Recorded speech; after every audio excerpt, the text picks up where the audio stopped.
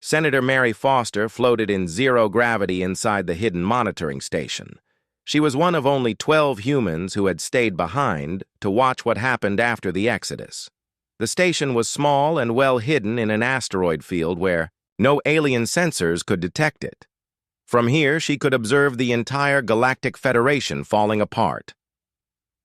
6 months had passed since the last human transport ship jumped to hyperspace. 6 months since humanity had walked away from their ungrateful alien partners. Mary watched her screens showing news feeds from across the galaxy. Every report told the same story. Systems failing. Infrastructure collapsing. Chaos spreading. From world to world, the Zephyrian trade route was the first major disaster. The shipping lane connected 12 different star systems and carried 30% of all galactic commerce. Human engineers had built the navigation beacons that guided ships through the dangerous hyperspace currents. When those beacons failed, ships began getting lost. Mary watched a news report from the Kavari homeworld. Reporter Zexalin stood in front of a massive pile of wreckage that had once been a cargo ship. "This is the 15th vessel lost in the Zephyrian route this month," the reporter said. "The ship was carrying medical supplies to the outer colonies. All hands were lost when they dropped out of hyperspace inside a star. The Kavari had tried to fix the navigation beacons themselves. They were a proud warrior race who claimed to be the greatest engineers in the galaxy. But the beacons used human quantum technology that no other species understood. Every repair attempt had made things worse." On her second screen, Mary watched the Federation Council meeting in emergency session. The once grand chamber looked pathetic now. Half the seats were empty because many species could no longer afford to send representatives. The ones who were there looked scared and desperate. Speaker Zethkra stood at her podium, but she no longer looked impressive. Her green metal skin had dulled, and 2 of her 6 arms hung useless at her sides. She had been injured in a riot on her homeworld when the power grid failed. "We must find the humans," she declared. "We must bring them back." Prince Veltar laughed bitterly. His purple skin was now pale and sickly. The Velkarian Empire was starving because their food production systems had stopped working. "Bring them back how? We do not even know where they went. And why would they return to help the people who treated them like servants?" Mary switched to another screen showing the war between the Kavari hegemony and the Silicon Brotherhood. Both sides were fighting over deuterium mining rights in the Rigel system. Without human peacekeepers to mediate, the dispute had turned into open warfare. The battles were brutal and wasteful. Neither side knew how to fight efficiently. For 300 years, they had relied on human military advisors to plan their campaigns. Human generals had taught them strategy and tactics. Human engineers had designed their weapons and ships. Now they were just throwing soldiers at each other until one side ran out. Mary watched Kavari warships attacking a silicon mining station. The Kavari ships moved in straight lines, making them easy targets. The silicon defenders fired randomly into space, wasting ammunition. It was like watching children play war with real weapons.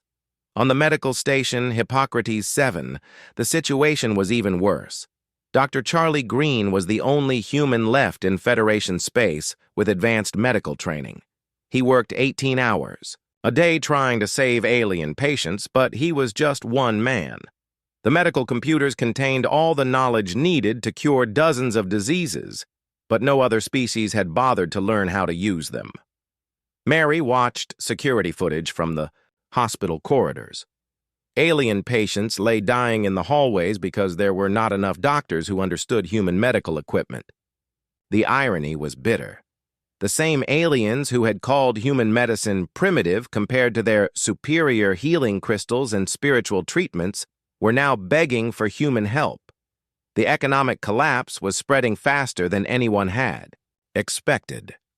The universal currency system had been backed by human technological guarantees. When humanity left, those guarantees became worthless. Trade between species ground to a halt as no one trusted anyone else's money. On the artist world of Melodia, the beautiful bird-like song weavers were starving. They had spent centuries perfecting their musical art, while humans grew their food and maintained their cities. Now their crops were dying, and their buildings were falling apart.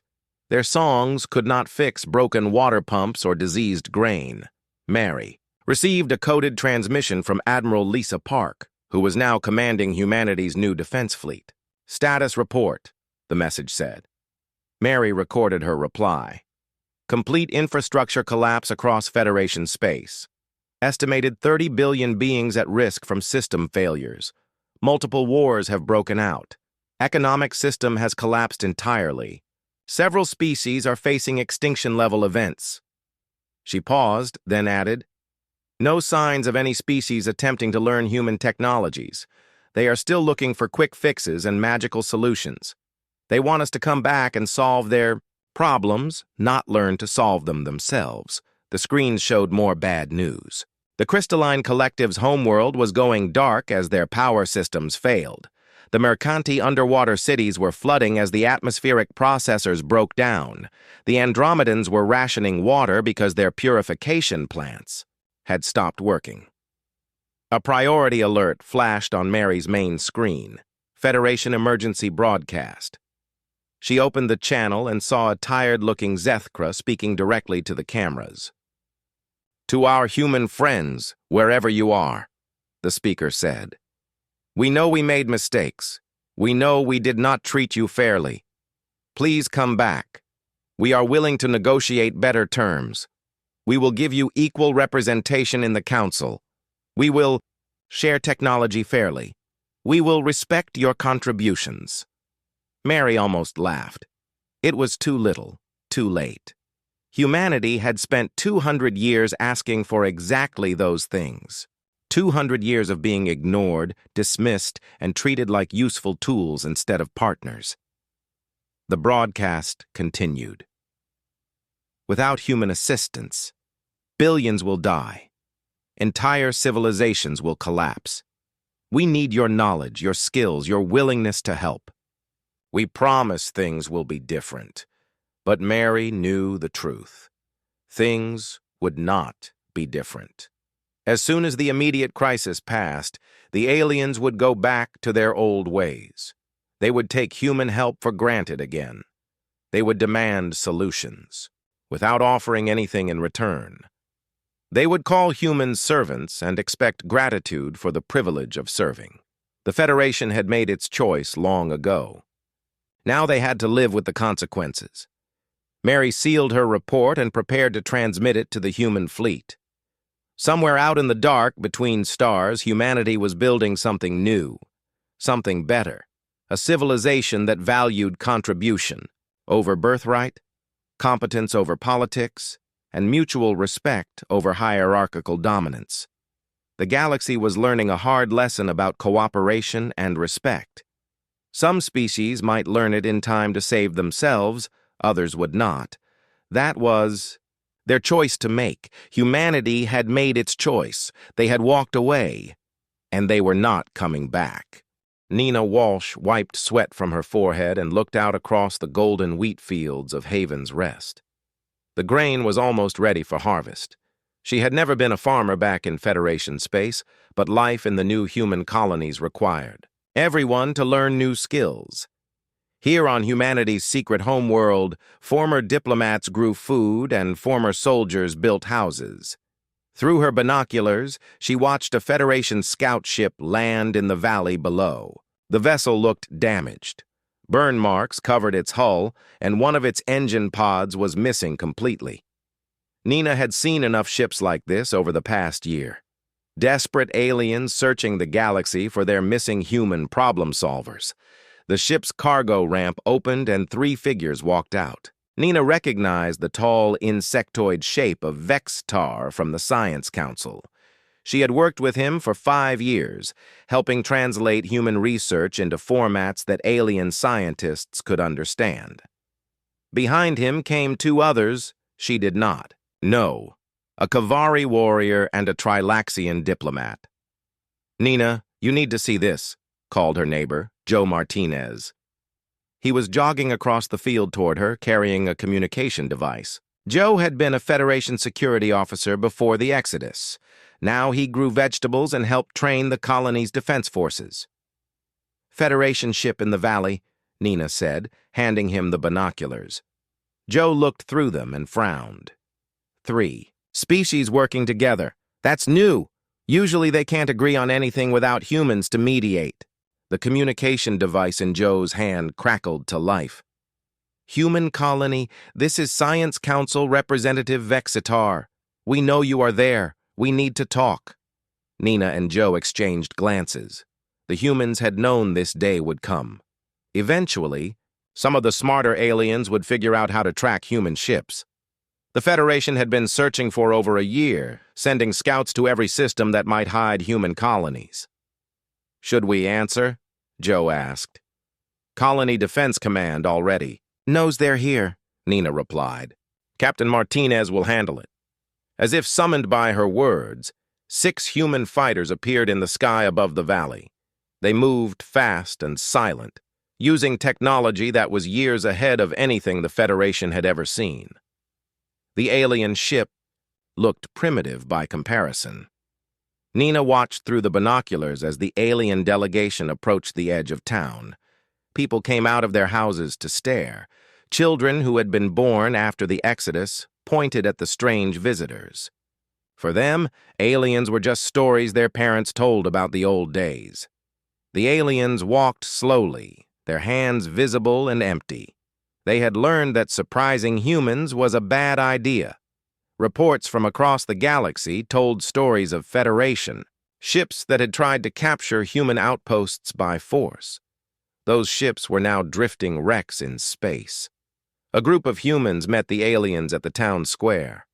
Nina recognized Mayor Lisa Park, who had been an admiral during the Federation years. Next to her stood Dr. Kate Sullivan, the woman who had sabotaged the underwater cities on Aquarius Station. Both women looked calm and confident. "We come seeking negotiation," Vexitar said, his translator device turning his clicks and whistles into human speech. "The Federation is willing to offer substantial compensation for the return of human assistance." "Compensation," Admiral Park repeated. "Interesting word. What did you have in mind?" The Kavari warrior stepped forward. His red armor was dented and scratched from recent battles. "Mining rights to the Rigel system, exclusive trading privileges, territory in the core worlds. We offer technology sharing," added the Trilaxian diplomat, "our art forms, our cultural achievements, our philosophical insights." Dr. Sullivan laughed. It was not a kind sound. "You're offering us the same things you've always offered. Territory you don't want, trade deals that benefit you more than us, and cultural exchanges that teach us nothing useful." "What do you want?" Vexitar asked desperately. "Nothing," Admiral Park said simply. "We want nothing from you." The aliens looked confused. They had spent so long thinking of humans as servants that they could not understand a people who wanted independence instead of rewards. "The galaxy is dying," the Trilaxian pleaded. "Billions will perish without human assistance. Surely you feel some responsibility." "We felt responsibility for 200 years, Dr. Sullivan replied. "We died in your wars, solved your problems, and built your civilizations. In return, we got insults, exploitation, and condescension." Nina heard footsteps behind her and turned to see Steve Brooks climbing the hill. He wore the uniform of human. External Affairs, the department that handled contact with the outside galaxy. His presence meant this conversation was about to become official.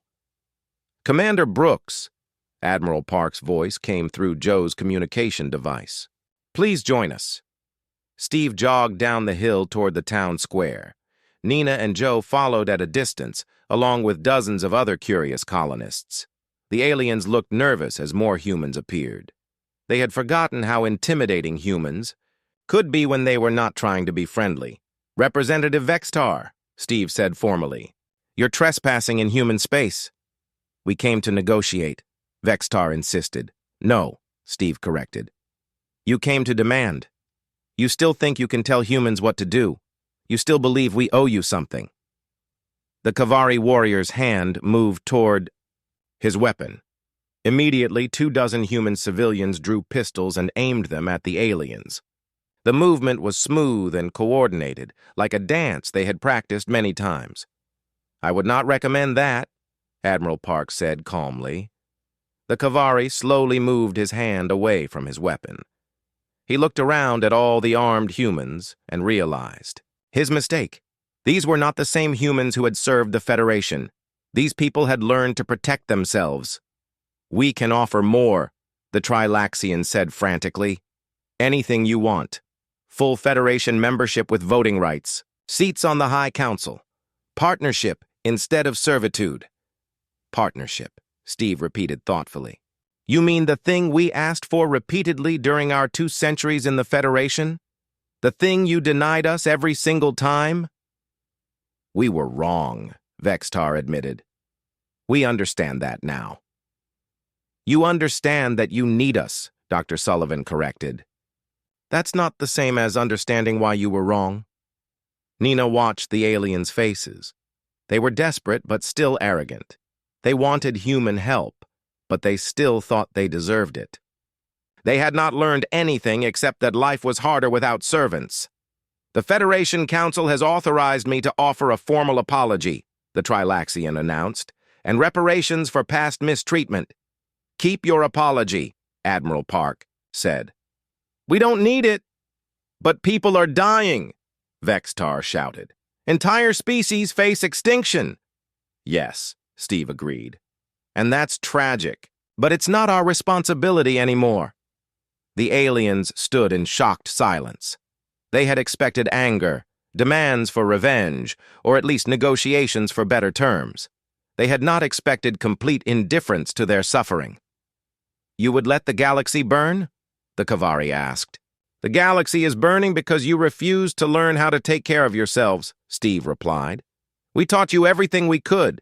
We gave you instruction manuals, training programs, and detailed explanations. You ignored all of it because you thought the work was beneath you.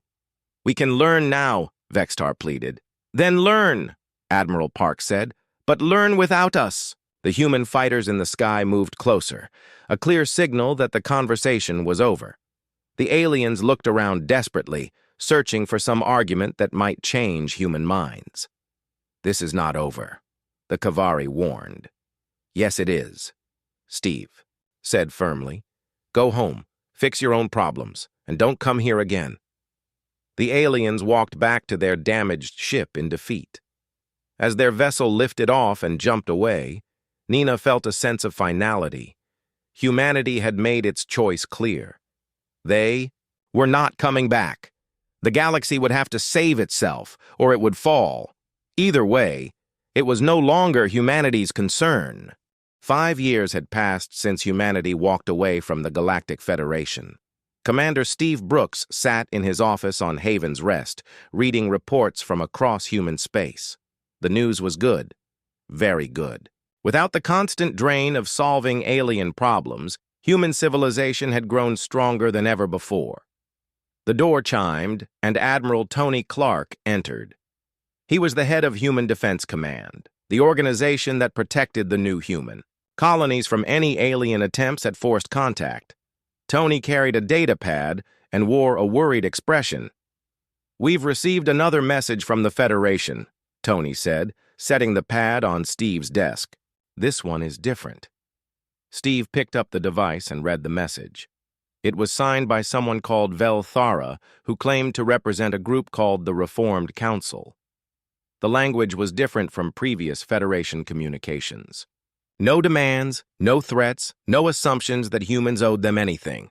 A formal apology, Steve read aloud. Acknowledgement of past exploitation.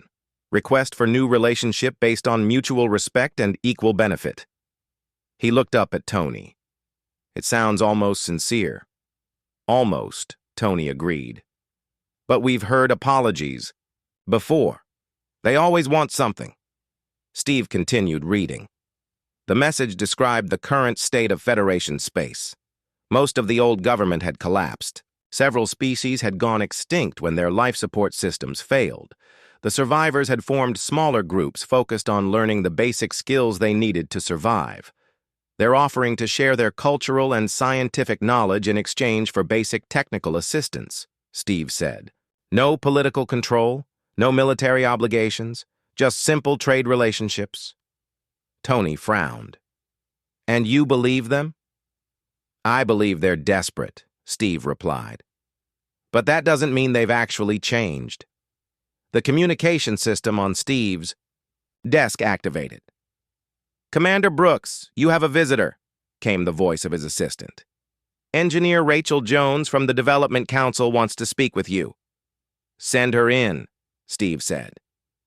Rachel entered the room carrying her own data pad. She was young, maybe 25, and had been born during the early years of human exile. For her, the Federation was ancient history. Her generation had grown up free from alien expectations and demands. I've been monitoring the Federation. Remnants, Rachel said without preamble. Some of them are actually trying to learn. The Andromeda Group has managed to restart their water purification systems using modified human designs. The Centauri Alliance figured out how to operate basic fusion reactors. Good for them, Tony said sarcastically. It is good, Rachel insisted. It means they're finally taking responsibility for themselves instead of expecting others to solve their problems. Steve leaned back in his chair. This was the debate that had divided human leadership for the past 2 years. The older generation, people like him and Tony, who remembered the Federation years, wanted nothing to do with any alien contact. They had seen too much exploitation and betrayal to trust alien promises. But the younger humans, people like Rachel, who had grown up in free human space, were more willing to consider limited contact. They saw potential benefits in trade and cultural exchange, as long as it was done on human terms. What exactly are you proposing? Steve asked. Rachel activated her data pad and projected a holographic display into the air. It showed a map of the local galaxy with human colonies marked in blue and Federation remnants in various other colors. Limited trade agreements with the groups that have proven they can maintain basic technology, she said. We provide technical manuals and some equipment in exchange for rare minerals, cultural artifacts, and scientific data. And when they start making demands for more help, Tony asked. We say no, Rachel replied simply. We set clear boundaries and stick to them. Any group that violates the terms gets cut off permanently. Steve studied the display. The human colonies were thriving. New technologies were being developed every month. Faster ships, better computers, more efficient fusion reactors. Without the need to share every innovation with ungrateful aliens, human science had advanced rapidly. We don't need them, Tony pointed out. We're doing fine on our own. We don't need them, Rachel agreed. But that doesn't mean we can't benefit from limited contact. Some of the Federation species do have valuable knowledge. The Zephyrians understand temporal mathematics better than anyone. The Crystalline Collective has unique insights into quantum physics. Knowledge they refused to share when we were in the Federation, Steve remembered. Exactly. But now they're offering to share it in exchange for basic survival assistance. The power dynamic has completely reversed. An alert chimed on Steve's desk. Another message from Federation Space. This one was marked urgent and came from someone Steve recognized, Jake Morrison, the former ambassador who had announced humanity's withdrawal 5 years ago. Jake's still alive? Tony asked in surprise. Steve opened the message and read it silently. Jake had spent the past 5 years documenting the collapse of Federation space. He had watched civilizations crumble and species go extinct. But he had also seen something else. Small groups of aliens who were genuinely trying to learn from their mistakes. He recommends limited engagement, Steve said after finishing the message. But only with groups that meet strict criteria. They have to demonstrate technological competence, respect for human autonomy, and willingness to contribute equally to any partnership. How many groups meet those criteria? Rachel asked. Steve checked the attached data. 7. Out of the original 43 Federation species, only 7 have managed to develop basic self-sufficiency. Tony whistled softly. 43 species down to 7 functional groups. That's quite a collapse. It's natural selection, Rachel said bluntly. The species that were willing to learn and adapt survived. The ones that refused to change died out. Steve made his decision. We'll try it. Limited trade agreements with the 7 groups that Jake recommends. But the first sign of the old Federation attitudes, and we cut them off. I'll draft the terms, Rachel said, looking pleased. Make them very clear, Tony warned. No military assistance, no peacekeeping, no problem-solving beyond basic technical support, and absolutely no political involvement. Steve nodded. And we maintain the right to withdraw at any time, for any reason, without explanation. As Rachel left to begin preparing the trade agreements, Steve walked to his office window. Outside, he could see the memorial garden where Jake Morrison often went to think. The garden honored the thousands of humans who had died serving alien causes during the Federation years. Steve thought about those people and what they would think of this decision. Would they approve of limited re-engagement with reformed alien governments? Or would they consider it a betrayal of their sacrifice? He decided they would understand. The point had never been to punish aliens for their mistakes. The point had been to teach them that respect could not be taken for granted. Some had learned that lesson. Others had not. The galaxy was very different now. Humanity was no longer the servant race, solving everyone else's problems. They were an independent power, making choices based on their own interests. If some alien groups wanted to trade fairly and treat humans as equals, that could benefit everyone. But if they tried to go back to the old ways, humanity would walk away again, and next time, they might not leave any instruction manuals behind.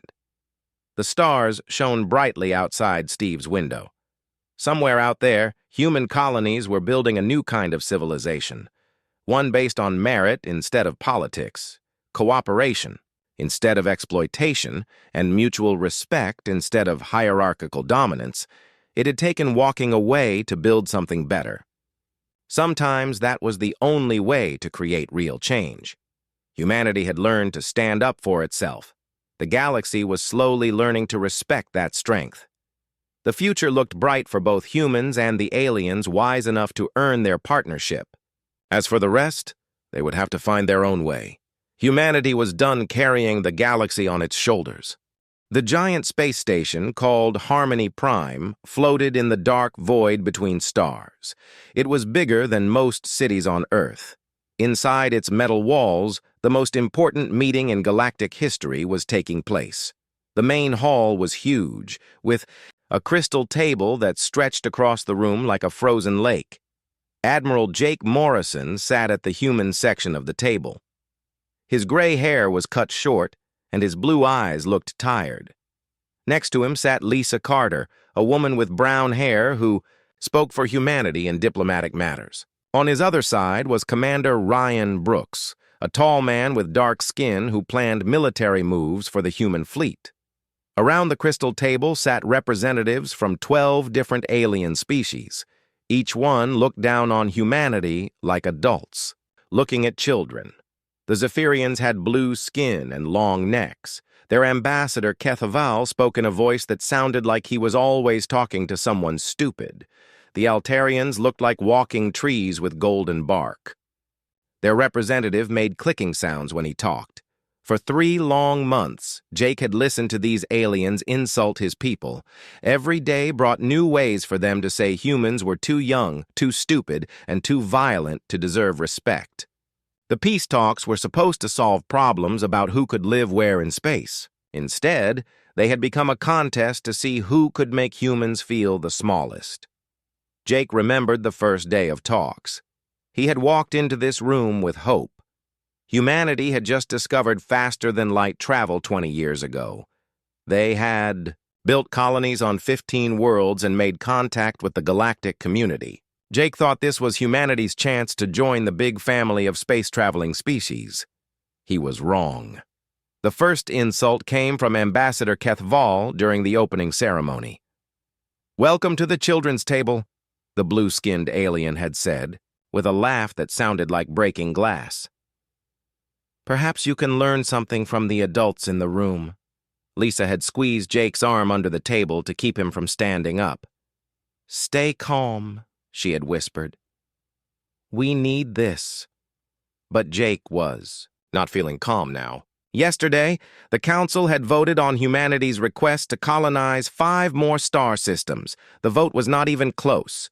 12 species voted no. Only humans voted yes. The newest species to discover space travel cannot be trusted with so much territory, said the Altarian representative in his clicking voice. Perhaps in a few hundred years, when humans have proven they can behave like civilized beings. Jake's hands formed fists under the table. Civilized beings. Humans had stopped 3 wars between other species in the past 5 years. Human doctors had saved millions of lives on alien worlds hit by plague. Human engineers had fixed problems that alien scientists said could not be fixed.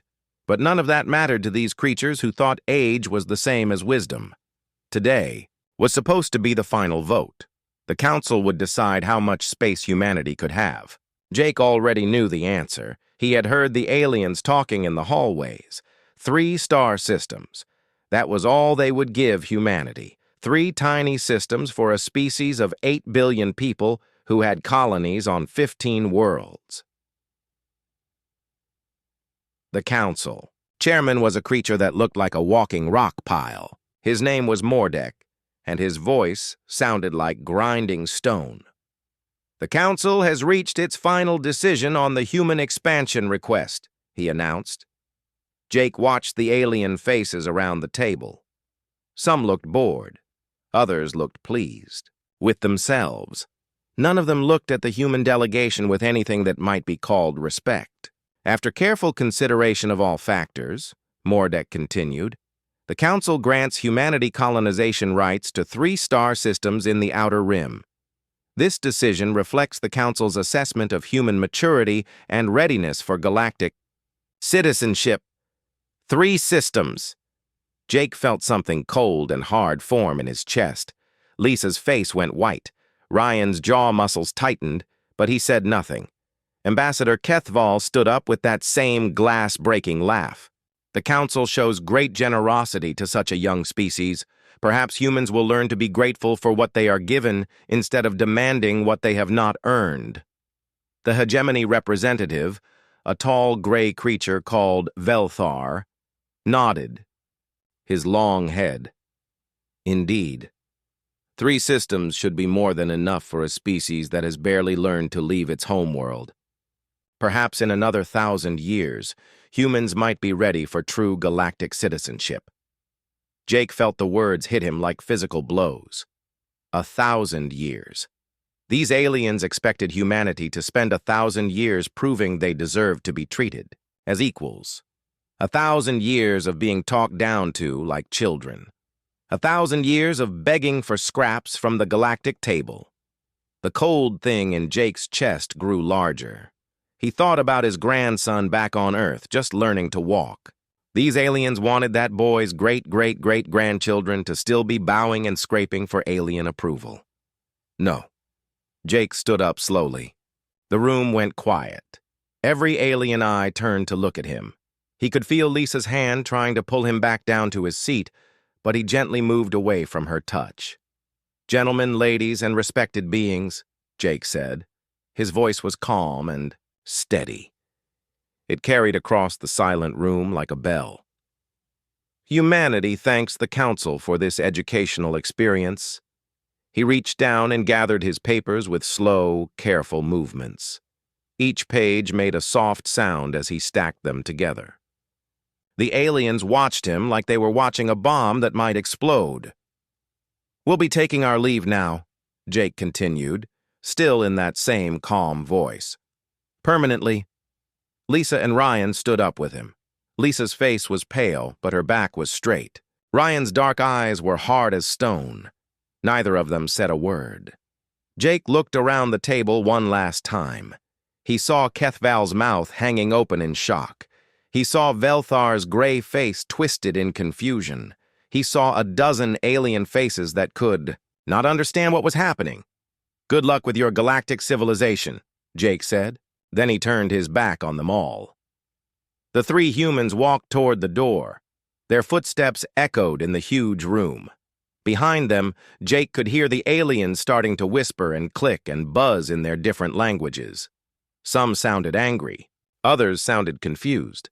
A few sounded worried. Jake did not look back. He walked through the door and into the corridor beyond. Lisa and Ryan followed him without a word.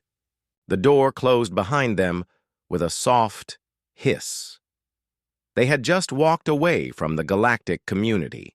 They had just told the most powerful species in the galaxy that humanity would go its own way. Jake knew this would change everything. He also knew it was the right thing to do. Behind them, in the council chamber, 12 alien species tried to figure out what had just happened. None of them understood that they had just made the biggest mistake in galactic history. 6 months passed like a long, quiet breath. The giant space station Harmony Prime felt different now. The council met every week, but the crystal table seemed too big with only 12 species sitting around it. The empty human chairs reminded everyone of the day Admiral Morrison had walked out. Ambassador Kethval liked to joke about it. "The children took their toys and went home," he would say with his glass-breaking laugh. Other council members would smile and nod. They all agreed that humans were having a tantrum. Soon they would come crawling back, begging to be let into the galactic community again. But weeks turned into months, and no human ships came to Harmony Prime. No messages arrived. From human space, the communication channels that had once carried trade requests and diplomatic notes were silent. It was like humanity had simply vanished from the galaxy. At first, this made the council happy. They had been right about humans being too young and emotional for galactic politics. The silence proved that humans could not survive without council guidance. Soon they would learn their lesson and return with proper respect for their betters. Then the reports started coming in. The first report came from a Zephyrian trade captain named Velkik. He had been flying the same route for 30 years, carrying goods between the core worlds and the outer rim. His route took him through an area where pirates had attacked ships for as long as anyone could remember. Velkik always hired guards and checked his weapons before entering that dangerous space. But this time was different. When Velkik's ship entered the pirate zone, he found wreckage floating in the dark. Lots of wreckage. The remains of ships that had once belonged to the most feared pirate fleet in the galaxy. The notorious warlord Grixtan, who had killed thousands and stolen millions of credits worth of cargo, was dead. His entire fleet was gone. The ships had not been blown up. They had been taken apart piece by piece with surgical precision. The metal was cut so cleanly that it looked like it had been done with tools no one had ever seen before. Energy signatures in the wreckage matched no known weapons in council databases. Velkik searched the debris field for clues about who had done this. He found nothing. No messages, no identification marks, no witnesses. Grixtan and his pirates had simply been erased from existence by someone with technology that made council weapons look like stone knives. More reports followed. The Red Nebula Cartel, a criminal organization that had controlled illegal trade for over a century, was gone. Their hidden bases were found empty and stripped clean. Not destroyed, just empty. Like someone had politely asked everyone to leave and then cleaned up after them. Space lanes that had been dangerous for generations suddenly became safe. Merchant captains reported smooth trips through areas where they used to lose a ship every month to raiders. Pirate attacks dropped to zero in sector after sector. Criminal organizations that had plagued honest traders for decades simply vanished. Dr. Elena Rodriguez worked on a research station called Kepler 7, far from the council's political games. She studied alien life forms and rarely paid attention. to politics. But even she could not ignore what her long-range sensors were detecting. Elena sat in her small laboratory, staring at readings that made no sense. Her instruments showed massive construction projects happening in human space, energy signatures bigger than anything she had ever seen, industrial activity on a scale that should have been impossible for such a young species. These readings can't be right, she said to herself, checking the calibration on her equipment for the third time. But the numbers did not change. Something huge was being built in human territory, many huge things. Elena tried to send her findings to the Council's Science Division. She wrote careful reports and attached all her data, but when she tried to transmit the messages, they bounced back with error codes she had never seen before. The communication channels to human space were blocked by encryption so advanced that Council computers could not even recognize it, let alone break it. Back on Harmony Prime, Council Intelligence Director Zareth was having trouble sleeping. Reports crossed his desk every day that painted a picture he did not want to see. His best agents could not get within 50 light years of human space without their ship suddenly losing all power and being gently pushed away by invisible forces. Trade routes were changing. Species that had never dealt directly with the Council were forming new partnerships. Cargo ships carried goods with human markings, but the technology used to make those goods was beyond anything in Council databases. How is this possible? Zareth asked his chief analyst, a sharp-minded Altarian named Kethvar. Humans have been spacefaring for only 20 years. They should be struggling to survive without our support. Kethvar's bark-like skin showed the brown patterns that meant deep concern. Director, the evidence suggests they are not just surviving. They are thriving beyond our best projections. Several minor species have quietly begun establishing trade agreements with human worlds. These agreements bypass Council oversight entirely. Zareth felt a cold weight in his stomach. Which species? The miners of Rigel Prime have signed exclusive contracts for mineral rights. The agricultural collective of Vega 7 is shipping food directly to human colonies. Even some Centauri traders are avoiding Council ports in favor of human-controlled stations. Each name hit Zareth like a physical blow. These were not just any species. They were groups that provided essential services to the galactic economy. If they started working with humans instead of the Council, the balance of power would shift in ways he did not want to think about. The worst news came from Captain Ben Taylor, a Council explorer who had been investigating strange signals near the old neutral zone. Ben was a good officer, calm and reliable. When his report arrived at Council headquarters, marked urgent and for the director's eyes only, Zareth knew it would be bad news. Ben's report was short but terrifying. He had detected human ships operating in deep space, ships that moved faster than anything in the Council fleet, ships that appeared and disappeared like ghosts, ships that were built with technology that should not exist. I attempted to make contact, Ben had written.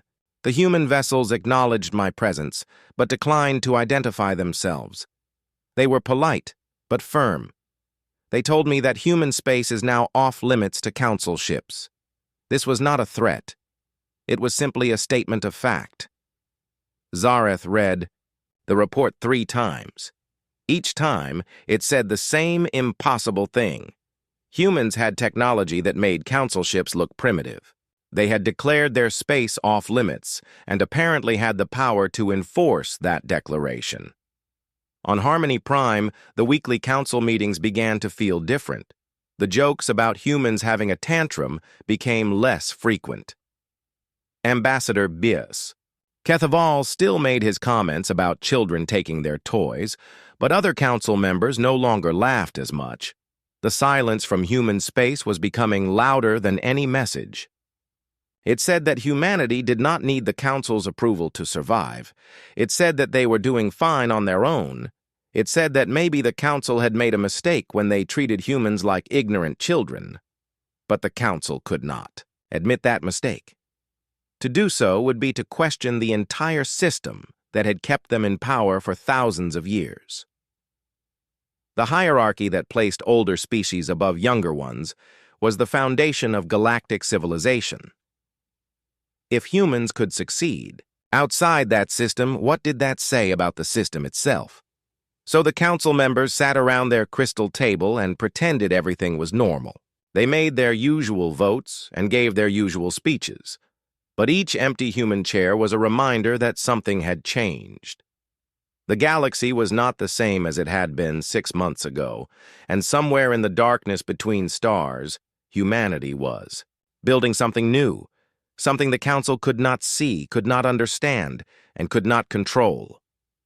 The silence from human space was not the quiet of defeat. It was the quiet of a storm gathering strength before it changed everything.